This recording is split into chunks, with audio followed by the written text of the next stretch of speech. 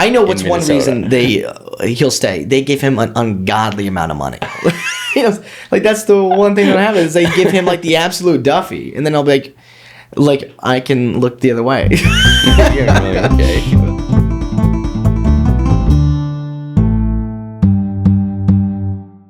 Hey everyone, this is episode 63 of the Harvester Sports Podcast with your hosts. I'm Noah. I'm Austin. And there's been quite a lot of stuff that's been going on across the NFL, across the world of sports since our last episode, so we're going to get into it. And we've also got next week, big things planned for the next episode, big guests, so make sure you're subscribed, ready for that.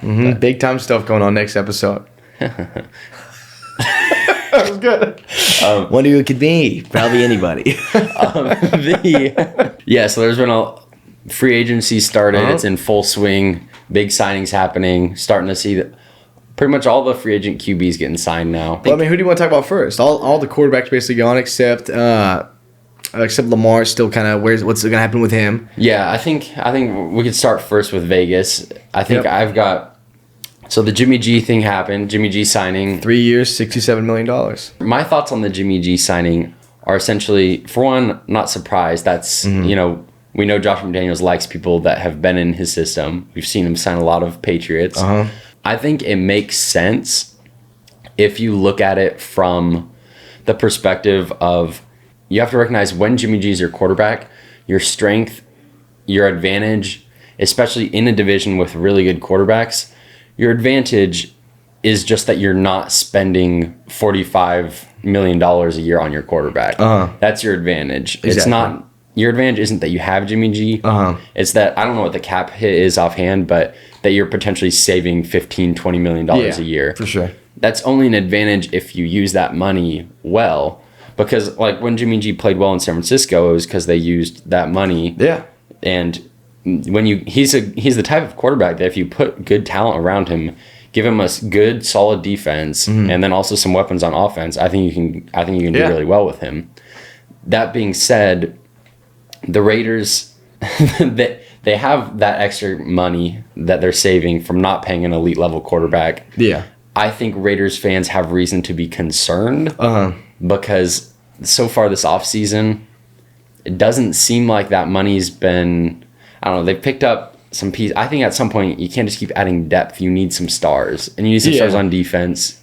I would hope that there would be a big name free agent signing coming, but like for one, when you see a future Hall of Fame safety that has historically indicated interest in wearing the silver and black, get traded for essentially a third round pick. Corner Jalen Ramsey, not safety, but yeah. Oh yeah. No, I mean I think when you have no for sure. I totally agree. If this dude's expressed interest in your team, and especially in a time like this when the fan base is really divided, and like you need as the ownership to bring a guy in to be like, to get the fans' morale back up. The dude, the like probably Hall of Fame corner that's been saying openly for years, if I had to go anywhere, I'd probably want to go to Vegas, and then you kind of let him slip for a third. That's kind of going to lower morale even more. That's the type of stuff that makes me question what's going on with some of these off-season decisions, is when you have clearly your defense needs to get better. Yeah. Objectively, you're giving up more passing yards than most of the NFL. There's a lot of players on that defense that I like and I think have a lot of good potential. But when you're like bottom 5 in passing yards allowed, you need to address the secondary. Then you see him get traded for a third. It's like, oh, do you think they've made an offer? Exactly. I would have if I was them. And then it's a little weird. That's always one of the things that interests me most about the NFL, or it just as from a fan's perspective. Whenever these trades go down and it's significantly less than everybody would like think they would go for, like Tyreek Hill or Antonio Brown, even when he got traded for, what was it, some late pick, right? When Antonio Brown was a Raider. To me, I'm like, sometimes as a fan of like the Giants or the Raiders or whoever, I'm kind of like, did we not even try to offer that? Like that would have helped a lot. We could offer a 6th round pick for this Hall of Famer. Like why didn't we even throw our hat in the ring? Well, that's like the Rams. The Rams obviously did the trade as it was like a cap move for them. Yeah. They knew Jalen Ramsey was on his way out. They just needed to get rid of the cap. But that being said, the Raiders, in theory, have that cap space. Yeah. Because you're saving money at quarterback by not paying someone $40 million. And then you've also got you're also getting rid of your tight end. Yeah. And so there's more cap space you're saving. There's also talk about like all these other positions. I mean, really just you're blowing up the whole roster and so far not replacing that roster with anybody other than just former Patriots. Yeah. Which is it's an odd look. Yeah, it's very odd. Like, I know the whole thing going around, like, we've all kept been poking fun at it. It's like, oh, they're bringing so many ex-guys that the coach, why am I blanking on his name right now? McDaniels used to work with or, like, play with, having his scheme. And I just, it's hard for me to be like, there's a certain point where I'm like, okay, yeah, you've known these guys, bring them in. Like, it was you, like, know them, they can help you in your roster. But when you're getting rid of some of these, like, guys, like these big name guys that this fan base that you've come into has grown to love, and just kind of like Denzel Perryman, letting him walk, I'm like, that's depressing. Like, what? He was just he was a Pro Bowler. Like, he went from led the league in tackles 2 years ago. Yeah, now you're letting him walk. You're tagging Josh Jacobs. Josh Jacobs is openly on Twitter being like, let me come on this podcast and just rant about what's going on. Like, what was it, 10 days before Darren Waller gets traded, you come out publicly and say Darren Waller's going to be a big role in this offense this season, and now he's gone. It's kind of like, what are we doing? Why are these dudes coming in, and you're not focusing on these dudes that the players have loved, like, or the fans have loved? And someone like D-Wall, who the offseason before, you gave him an extension. So it's like clear this wasn't always the plan. Yeah, no. It's very clear that things are not going according to plan. There's no way this is what anybody wanted, but it's just... I mean, I gotta imagine they've got a plan, but it's a little hard to see what's going on. I just think, like, I don't even want to attack the Raiders. It's just, like, from my perspective, if I was in their shoes, right, and the fan base is kind of divided right now, you get rid of a quarterback that a lot of people loved, you get rid of Darren Waller, who a lot of people loved. It's like, we need somebody to, like, we need fans to be like do something for the fans to be like, oh, look, like, they're kind of working with us, but then you hear, like, oh, they're open to trading Hunter. And I'm like, come on. What did Hunter do wrong? Hearing out trades for Hunter and then... Jalen goes the other way. And you get rid of D-Wall. Oh, well, we've got another tight end. No, actually, Foster's a free agent and we're letting him explore other options. He's actually in Cincinnati as we speak talking to someone. It's like... And I know it's always a joke, like, don't buy current Raider players' jerseys, but, like, it's real. You have to buy retired jerseys now because you never know what's going to happen with them. Yeah, I mean, I think... I mean, to be fair, I think Jimmy like is a good quarterback, and like he could get you. We've seen him get to the Super Bowl before. He can get you there. I don't think with what the pick they have and what they're planning, I don't know if they're still going quarterback or not. But it's like the 3-year deal, $67 million. Like, that's a decent amount of money. I'd still be interested to see what they do with number 6. Yeah, I'm really curious to see what happens in the draft because I like the Jimmy move in this situation. I mean, I think it's the best they could have done at the moment. Yeah, that's what I should say. Is in the situation that they found themselves in, Jimmy is the move that makes sense. Likable guy, good quarterback. I understand why it didn't go that way, but if I was the coach, I'd look at Baker and think potentially, especially for not a lot of money, Baker. But given that it's McDaniels and he knows Jimmy has been in his system before, it makes sense that you go with somebody that knows your system. Yeah. That being said, 3 years is interesting because the thought, I think a lot of people see it as like, okay, you get Jimmy and then you draft a QB, but 3 years is, and for 67 mil is, or 70 mil or however much it is interesting, and especially being at that 7 spot where you're looking at QB4, the fourth QB to go in the draft is not necessarily. I mean, depending on how things fall, I think you're. You're probably not getting. You're not getting one of the top 3 quarterbacks. You're gonna have to take the 4th or 5th if you want one at that spot. Yeah, I mean, and some people, different people have different opinions about who's going to work or not. Is that I think 4th QB to go probably ends up being Anthony Richardson. Yeah. And I know a lot of people are really high on him because he has a really high ceiling. That's what like DC8 said. He that looks like he'd be a great quarterback for Josh McDaniels' system. Like he has the mobility and he has like the arm talent and the upside where he could be a great quarterback. Also, I was going to say is it looks like before the Panthers even made the trade for the Bears, that it's being reported that the Raiders tried to move up to number 1 also, but the asking price was a little too high. And that would have been interesting too, because I wonder what, like at the point, like again, not trying to bag on the Raiders, at the point the Raiders are at, and with like the state of the AFC, like how aggressive it is, like it's hard for me to say, is it time for the like do the Raiders again need to like back up and be like, we got to fully restart, or are they still trying to be like, we got to go, we got to try to catch up, we got to keep trying to win? I mean, you if you trade all those picks away, that's definitely if you're trading just picks away, it's definitely we're trying to get our guy right now and trying to win. I don't know. It is interesting because you look at the Raiders have some really good pieces on. Raiders a great. There's really good foundational pieces. Obviously, Max is the cornerstone of that defense and just signed a contract last offseason. And then you've got great pieces on offense too. I think also the Raiders have like the most draft picks they've ever had in this upcoming draft. They have like 12 picks in this upcoming draft. So I don't know. It is really interesting because you do have potential, but I mean you can't win in the NFL without knowing who your quarterback is. Yeah. You can the best teams in the league can try, and even the 49ers couldn't get that far. Yeah, and then speaking of the AFC getting even more competitive, Aaron Rodgers coming out and saying that he openly plans to play for the Jets. Like, it's so wild how much of a battleground the whole AFC is going to be. And even like just the AFC East is going to be insane. You got Bill Belichick of the Patriots. You play the Dolphins. You're going to have to play Tyreek Hill and Jalen Waddle on offense, and then Xavier Howard and Jalen Ramsey on defense. It's like, okay, this is going to be fun. Josh Allen on the Bills. It's like, great. This is going to be there's so many like teams in the AFC that can make all of them could make the playoffs. Yeah, you talk about I'm really high on the Dolphins for this upcoming season. I would still pick the Bills to win that division, but I think it'll be a tougher division than it has been the last 2 years or so. And now that you've got if Tua is healthy the whole year, which I also like the Mike White signing as your backup, but if Tua is healthy the whole year and plays well, and then your secondary just got a lot better. Yeah. Your offense is, I think they're gonna just continue to get better as Mike McDaniel and Tua mesh even more. But I think it'll be very interesting. I think it'll be also interesting to see.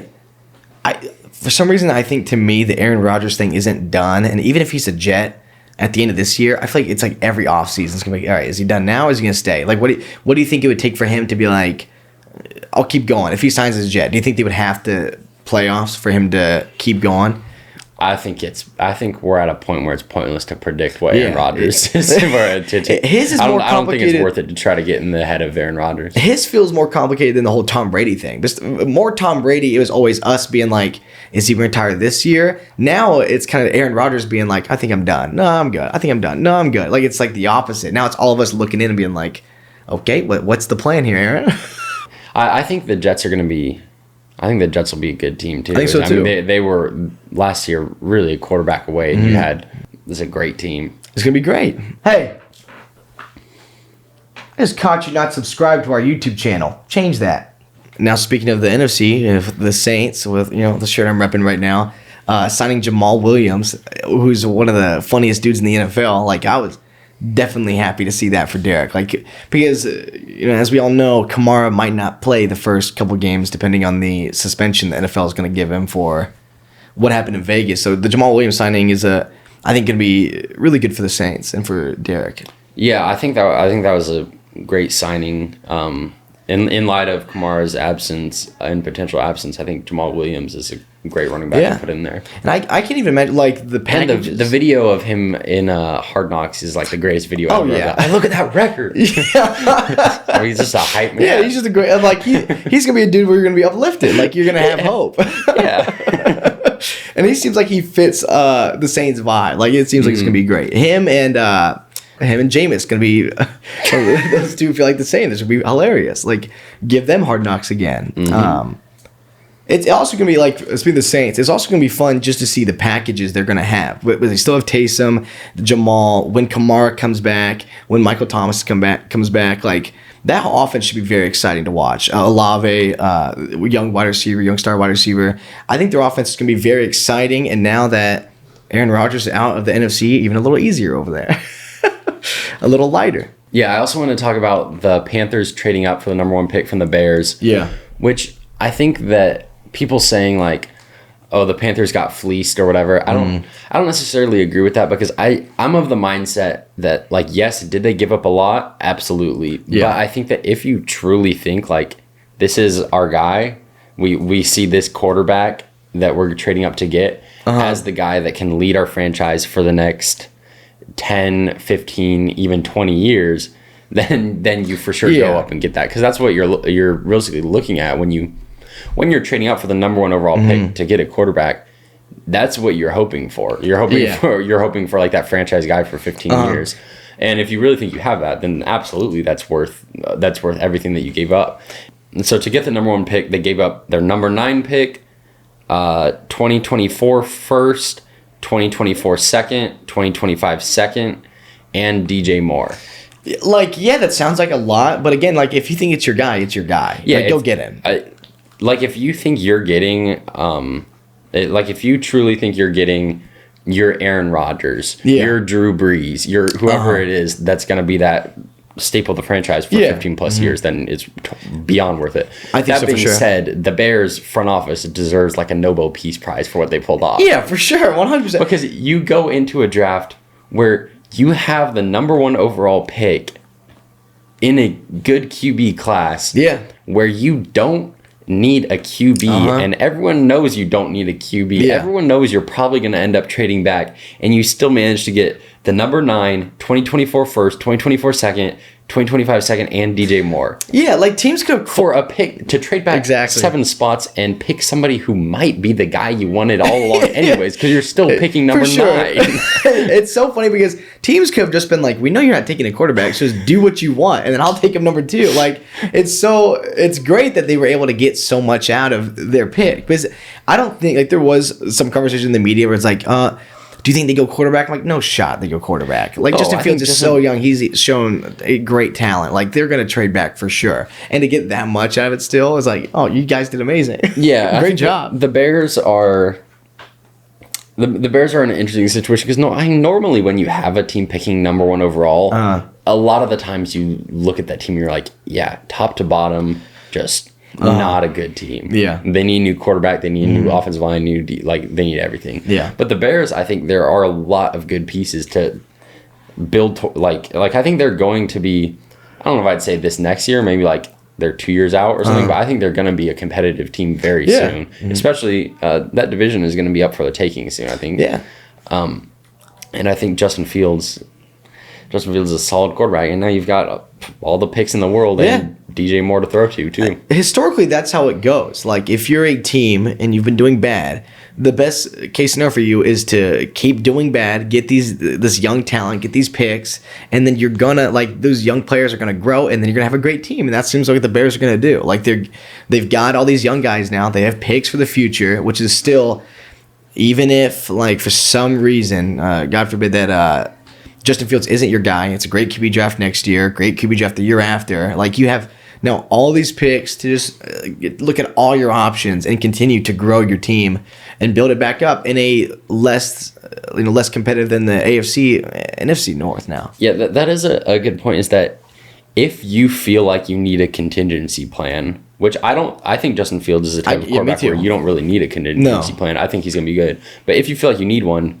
you have two first round picks in 2024. Yeah, in 2 seconds. That's enough. That's enough to either you do so bad you're already picking up high, or that's enough to trade up and to get either Caleb Williams or May. But yeah, like, you have options, like, for what you want to do. If for some reason, like I said, again, I think Justin Fields is your guy. For some reason, if you believe he's not, you move on from him, and you have options next year or the year after. Like, you have a lot of things you can do to get your star guy, like, later on. I think this is a great move by the Bears, and it's going to be interesting to see what they do for the future and see, again, if they draft correctly and they keep going, in a year or two, they will be very competitive, especially in the NFC North right now. Aaron's gone.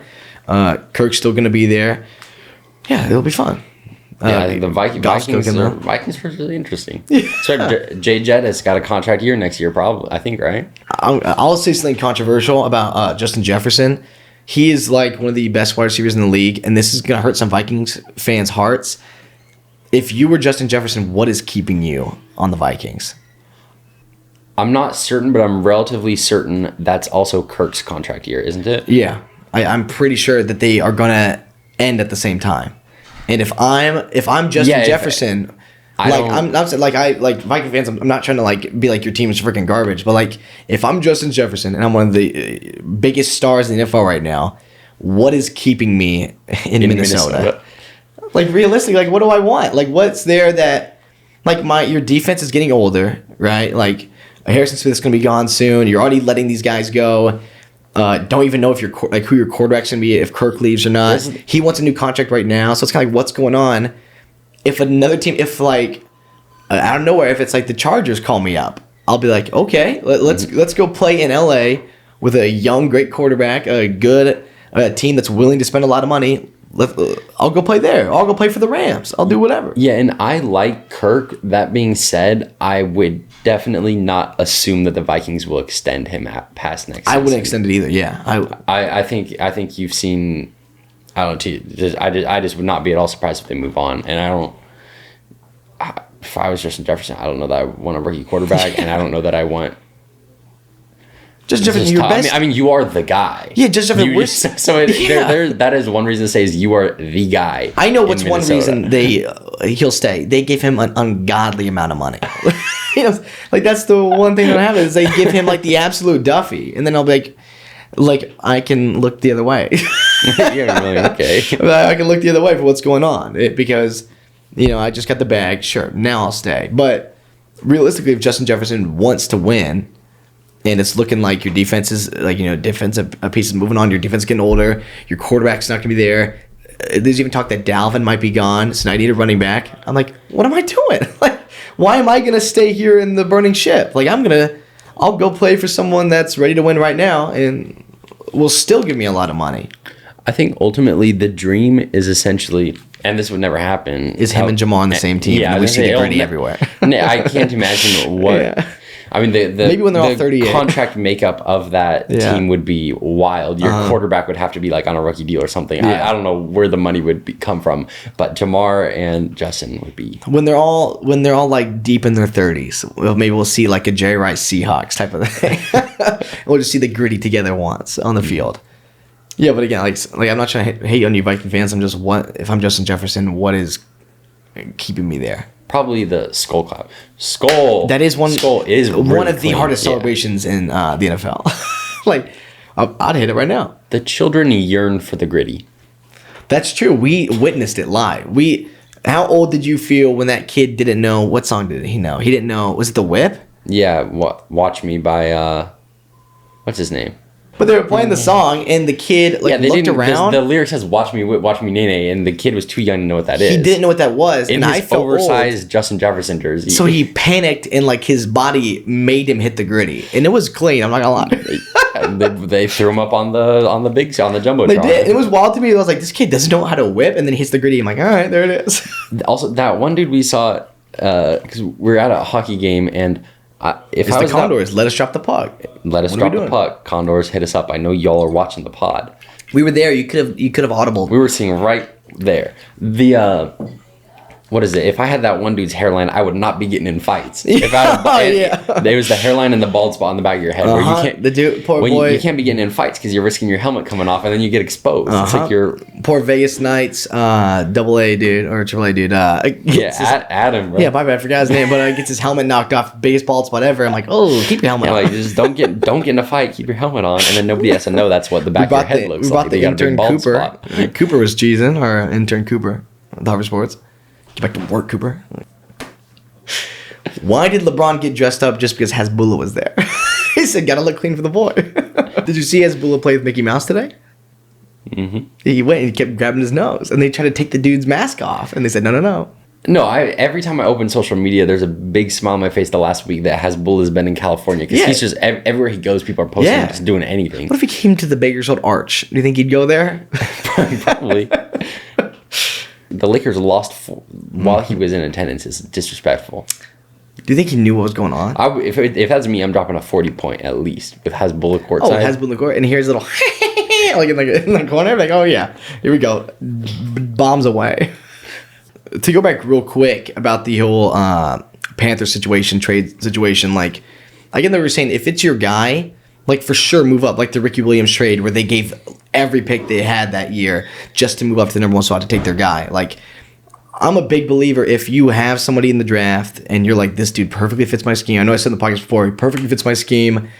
Like in my eyes, I think he's going to be like that next boost that we need on this team. Go get your guy. will not be one to be like, you gave that much, like, unless it's bad. Unless you do it, and then 2 years down the line, I'm like, oh. But initially, I'll be like, if you believe it's your guy, go get him. You know, go get your franchise guy. And hindsight's always 2020, where you're like, oh, they did that. But in the moment, I'll be like, if you believe he's your guy, go get your guy. Would you trade up to get a quarterback and then bench him for 2 years, named Jordan Love?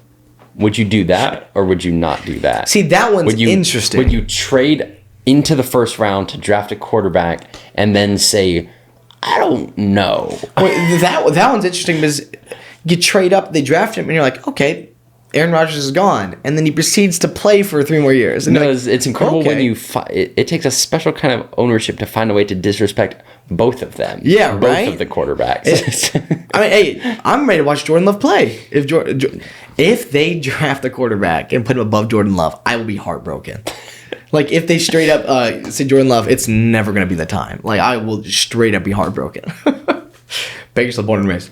Yeah, one big name free agent that I think people have kind of forgotten is still a free agent on the table is OBJ, which that's an interesting one. Where would you put OBJ, or where would you pick him to go? That's interesting, because I drafted him in the 5th round of our fantasy last year because I thought he was going to make a team, by the way. It would have made sense. I think that it's kind of wild that he went the whole year without being on I think so. Where I would put him, if I had to say right away, I think he's going to be a Cowboy, which will hurt being a Giants fan. Seeing him go to the NFC East and not be on the Giants again. I think he'll probably be a Cowboy somewhere, but he wants a lot of money.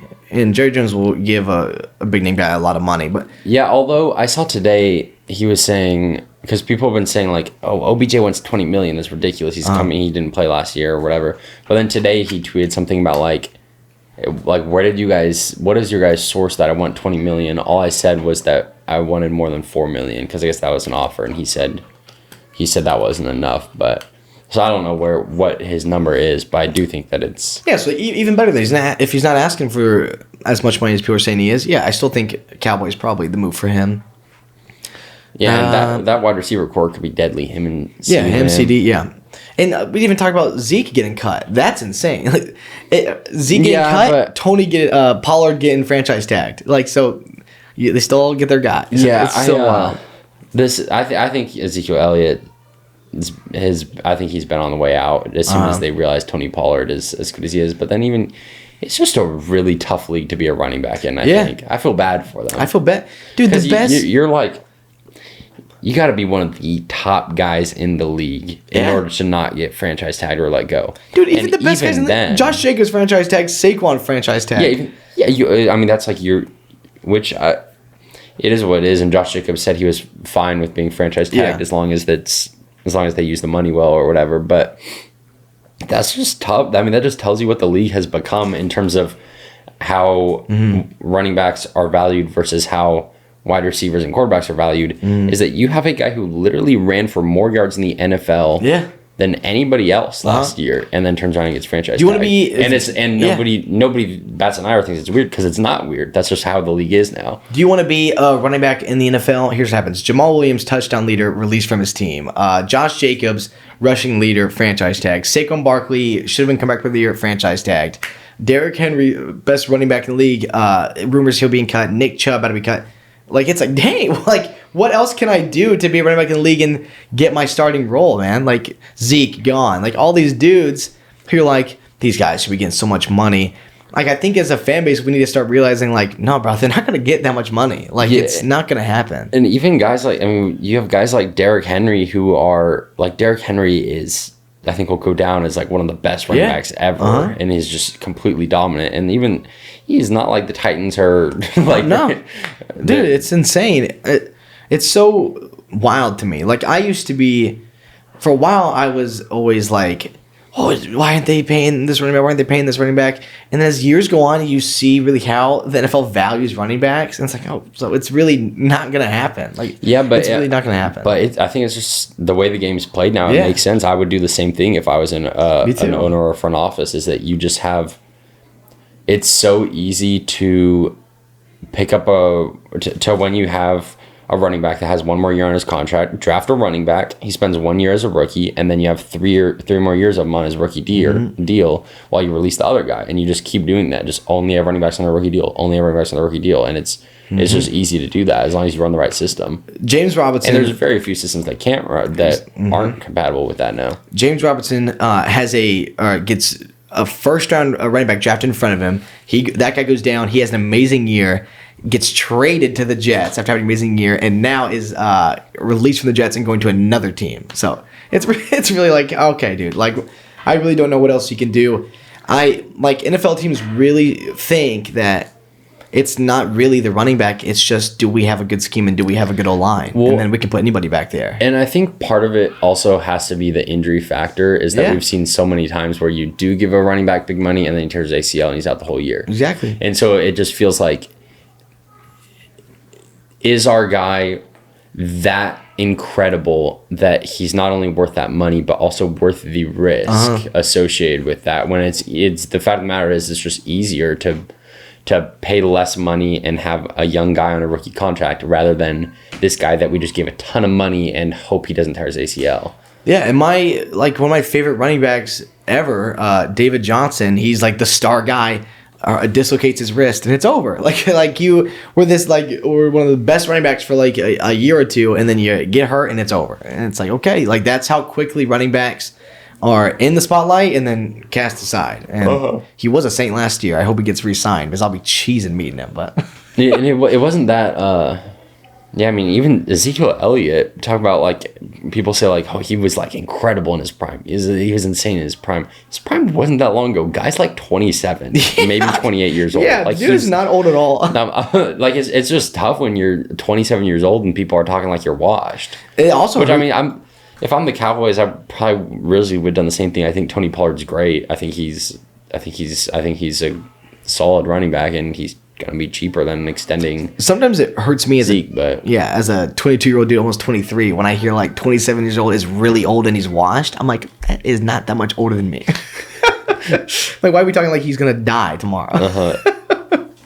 I'm predicting one of the best moments in sports in the upcoming 2 years is going to be Edwin Diaz returning to pitch for the Mets for the first time, because this is a man, if you don't know, reliever for the Mets, who has one of the cleanest songs of all time when he enters, with Timmy Trumpets playing. It's already so clean. The man tragically hurts himself, has a season-ending injury during the World Baseball Classic, celebrating on the field after upsetting the Dominican Republic to move on, jumping up and down, hurts himself, can't play this entire season. They shouldn't announce when he's healthy. Return. No. A year from now, in 2024, when he's healthy, don't let us know he's healthy. Just play Timmy Trumpets and have him run out onto the field and finish out a game. Exactly. It would be so insane. Oh, yeah. And just let the trumpet start going and watch the audience go nuts. The best thing ever, if you just show up to a Mets game not knowing what's going to happen, and then you hear the trumpets because right out of the field. You'd be sitting there like, oh, I probably should get tickets pretty soon whenever he's announced to come back. And then, and then tears. But also, it would break my heart if he ran out to the field and then they just raked off of him. Oh, yeah. If he just got lit up. It's first pitch, bang. First pitch gone. You know, we always talk about those things that go around the internet for a second where it's like, could you get a yard in the NFL as a running back? There's a new one that says, could you complete a 10-yard pass? I'm going to say for everybody here, no, none of us could complete a 10-yard pass. Like one attempt? Yeah, just in a football game, could you throw in air yards, 10 yards, and complete it? In one attempt or a full game? Full game, could you complete? No, please no. Full game, I get one. Yeah, I get one. You think you could launch it? If you give me one read and I'm not hurt, that's the one thing, is that I probably am going to get hurt and I'm out for the game before that. But if with the assumption that I don't get hurt and I have one read, that's a good route. Well, what do you think your route would be? Because I'm looking at one read the whole time.